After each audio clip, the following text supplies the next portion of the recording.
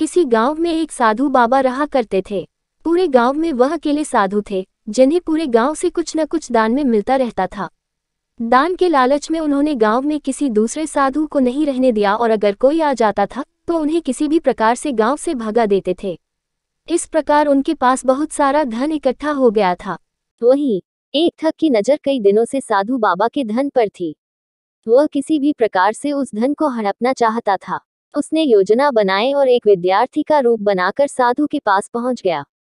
उसने साधु से अपना शिष्य बनाने का आग्रह किया। पहले तो साधु ने मना किया, लेकिन फिर थोड़ी देर बाद मान गए और ठग को अपना शिष्य बना लिया। ठग साधु के साथ ही मंदिर में रहने लगा और साधु की सेवा के साथ साथ मंदिर की देखभाल भी करने लगा। ठग की सेवा ने साधु को खुश कर दिया, लेकिन फिर भी वह ठग पर पूरी तरह विश्वास नहीं कर पाया। एक दिन साधु को किसी दूसरे गांव से निमंत्रण आया और वह शिष्य के साथ जाने के लिए तैयार हो गया। साधु ने अपने धन को भी अपनी पोटली में बांध लिया। रास्ते में उन्हें एक नदी मिली। साधु ने सोचा कि क्यों न गांव में प्रवेश करने के पहले नदी में स्नान कर लिया जाए। साधु ने अपने धन को एक कंबल में छुपाकर रख दिया और ठग से उसकी देखभाल करने का बोलकर नदी की ओर चले गए। ठग की खुशी का ठिकाना नहीं रहा। उसे जिस मौके की तलाश थी वो मिल गया।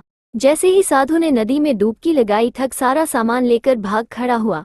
जैसे ही साधु वापस आया, उसे न तो शिष्य मिला और न ही अपना सामान। साधु ने ये सब देखकर अपना सिर पकड़ लिया। कहानी से सीख, हमें इस कहानी से यह सीख मिलती है कि कभी भी लालच नहीं करना चाहिए और न ही किसी की चिकनी चुपड़ी बातों पर विश्वास करना चाहिए। वीडियो को लाइक एवं चैनल को सब्सक्राइब करें।